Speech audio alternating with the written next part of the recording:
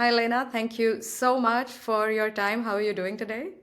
Thank you so much, Mecca. Doing amazing. Very excited to chat and to answer all the questions. Thank you for inviting me. Yeah, no, that's good. You had a really interesting journey because I know you've started with design recruitment, then you went to user research, and now you're a founder. So I'd love to hear a bit more about your journey in your own words. Yeah, to be honest, before it started with the design recruitment, it started in tech recruitment. So I think as any other tech recruiter, I started with the back-end engineering roles, and that's where I realized I don't want to hire for the tech. And that was the space for me to raise the hand and actually dive into design was always very close to my heart. Started to be an architect myself, actually. So I loved always like the art and the drawing and any part of the creativity to that. And so, yes, I definitely spent some time at N26 and Mira as well, building the teams. In that time as well, tried myself into like a more HR role. Also realized that's not necessarily where my heart is asking me to go. And indeed, at Mira, I had a chance to transition into user research. That was a very practical and logical decision for me because I just love the space so much that I really wanted to make sure that I also gained this hands-on experience of being a researcher or a designer. And as you can imagine, research was just more like fascinating for me because there were so many translated soft skills that I could bring from the recruitment world. And this is why I always encourage anyone who moves into design or research from like marketing or sales, to speak about their past experiences because there is so much that we bring. And now indeed, founder, such a big word. I am a founder, recruiter, consultant, freelancer, whatever you call it.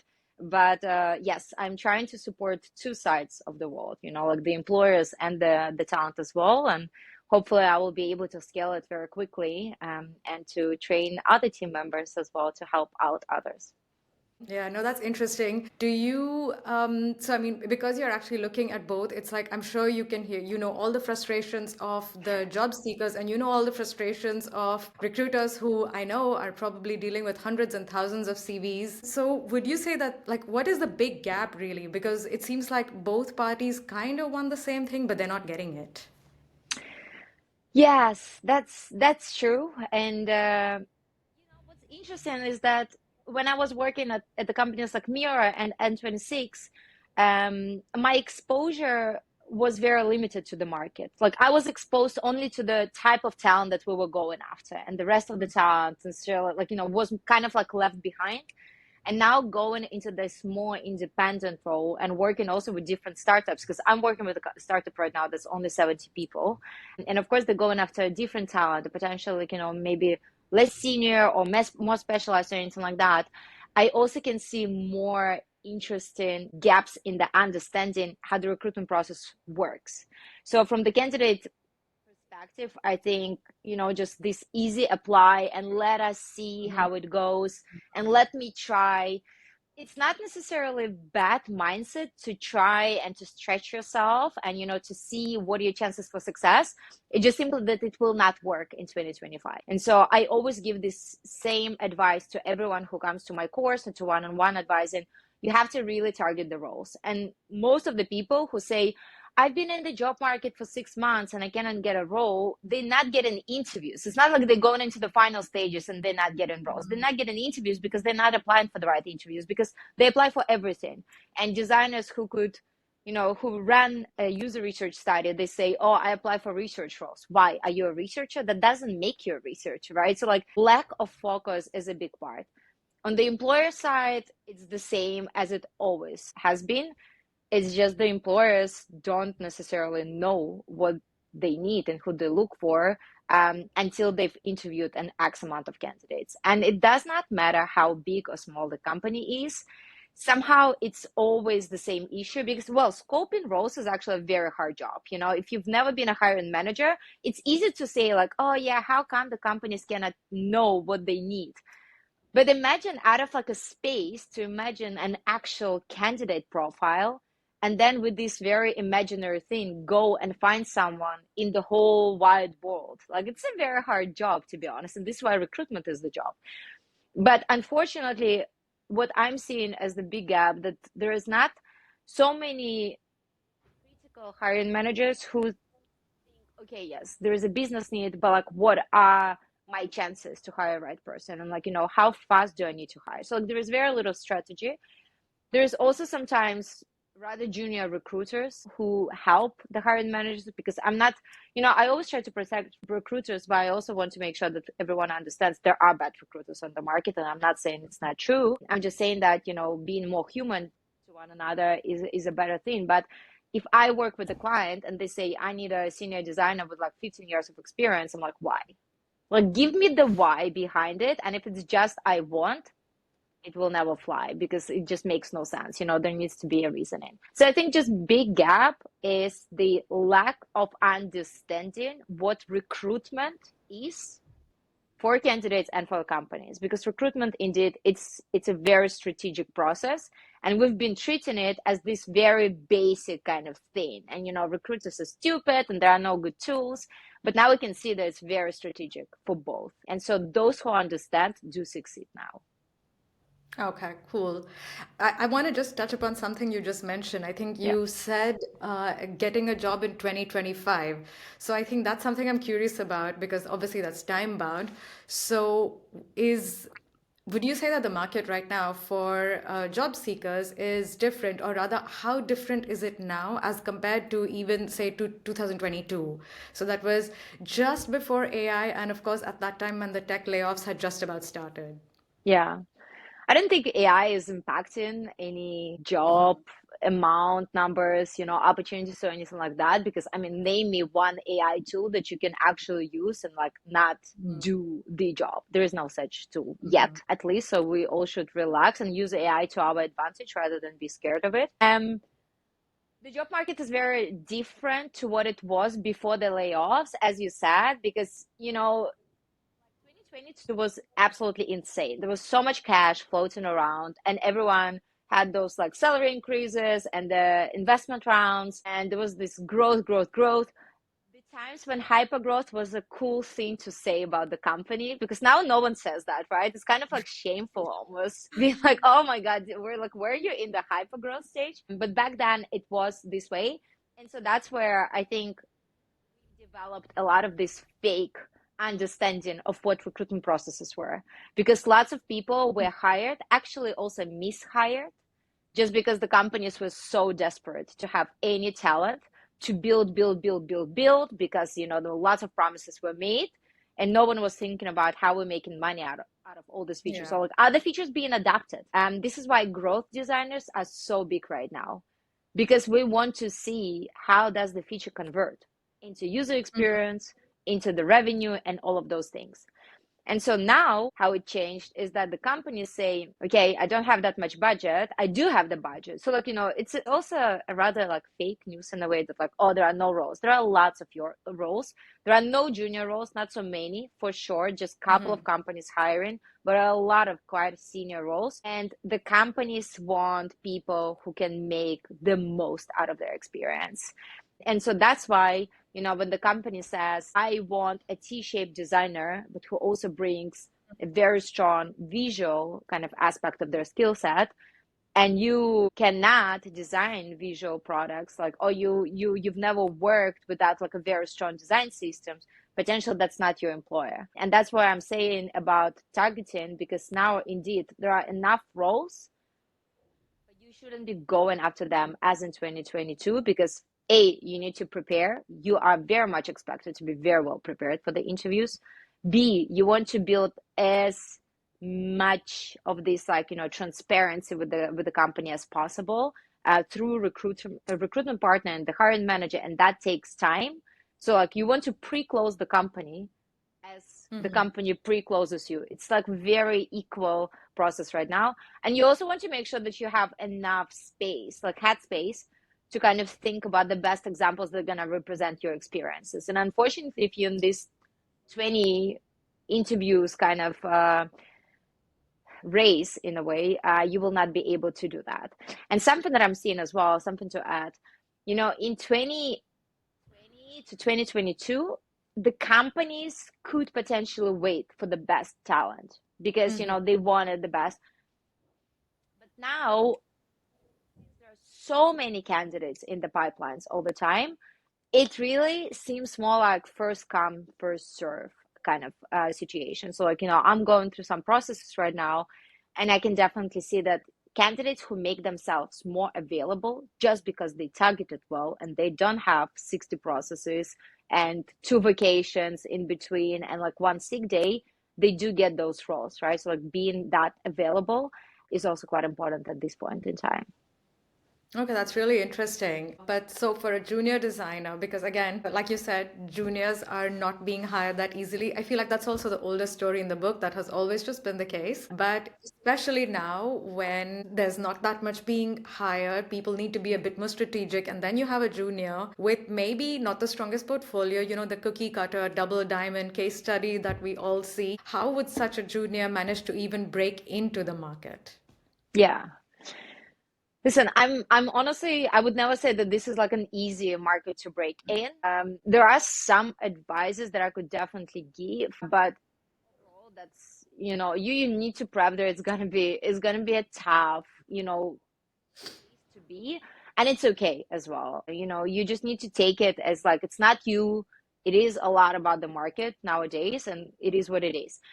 But overall, what I'm seeing, think about 5 years ago, like getting a mentor, being mentored by someone who was more senior, more experienced than you was like very complicated. And so the only mentors you could really rely on were like the people in your company.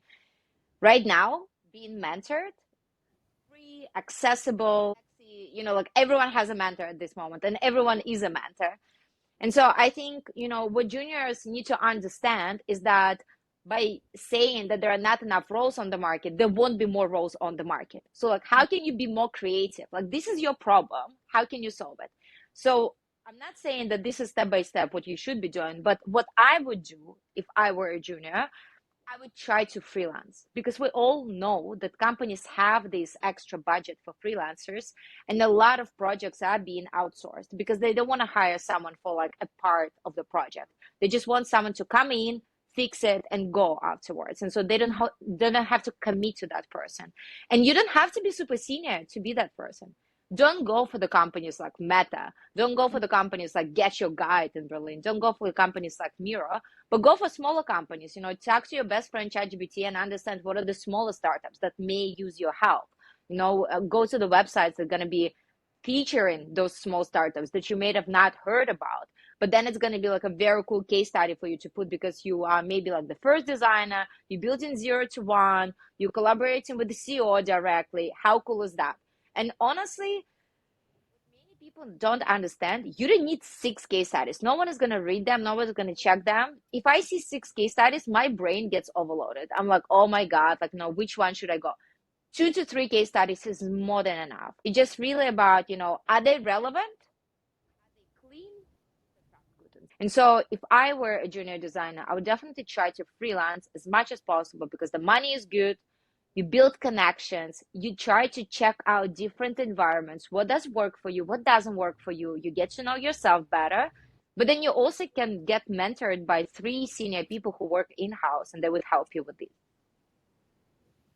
Okay. All right. Yeah, that's interesting. I mean, I think for a junior, probably maybe getting freelance would be slightly easier as compared to landing a full-time role. But even to start with that, they need to have some sort of value. They need to be able to offer some sort of value in their case study. Or is this where you would suggest a job seeker could tap into their network, because that's another thing that you've talked about quite a lot, about the importance of networking, and Yeah. networking has always been one of the most intimidating things for a lot of people who don't even know what that word means, who find it terrifying to go talk to, I don't know, professionals or seniors. So would you say networking is one of the ways that a person could actually find such opportunities? Yes, and to networking, you still have to have a portfolio. That's, this is something that I cannot see anyone scoring any level of the product design or user research role without having 1 or 2 case studies to show at Mm-hmm. least. And especially if you are in the competition with the juniors and some of them have their personal cool projects that they've built as the products, and then maybe they had one internship, and so there is an actual production experience and you don't have anything, there's very little chance that you're going to be chosen. So what I would definitely recommend is yes, build that network. And once again, I think people don't understand that it doesn't mean that you have to go on LinkedIn and start writing posts and build network through your post. And like this is not content creation. Many tell me, but Lena, I don't know what to write about. I'm like, how do you see networking and content creation as the same things? They're not. Those are different things, you know. It's just more that if you create content, it's easier to network, but it doesn't mean that it is the same thing. The same, like, you know, the best way to network would be honestly to understand like who are those people that you aspire to get to know. Networking needs to be genuine. It needs to be more like, what can I bring to them? Or like, I really want to learn from them because A, B, C. And that's how you can build very good connections with 3 to 5 people max, and they will help you to get to know more people. Network works as a snowball. You don't need to get to know 100 people to build network. You need to get to know, well, 3 people, and they will introduce you to their network, and then them would introduce you to their network, and so on and so forth. But then while you're doing that, definitely, you know, prepping the case study.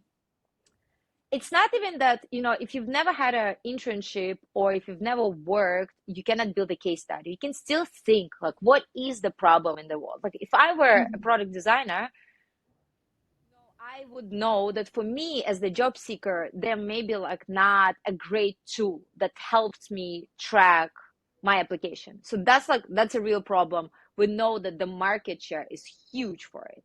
So I would go and find 5 other job seekers and I would ask them questions and I would then build prototype, and that would be my case study, you know, like, and I would test it. That would have real data. I would make this prototype animated, you know, like very enthusiastically kind of driven by my own brand. And here I go. Like, you know, that could be a case study.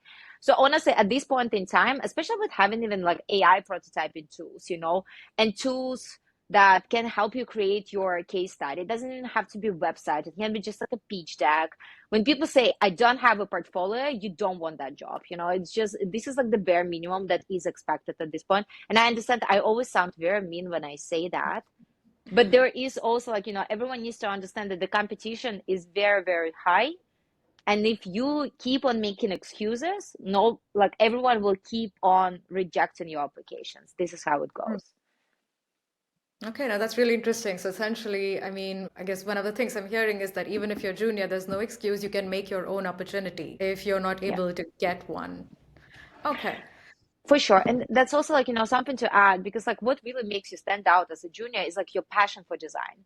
So Hmm. if you just studied, but you never actually designed anything, like it's very hard to show that you're actually passionate about it. You know, it's the same as like, you know, I would say, I'm very passionate about people. And then people would ask me, okay, but who do you know? Yeah, no, I don't talk to people actually, you know, but I'm very passionate about them.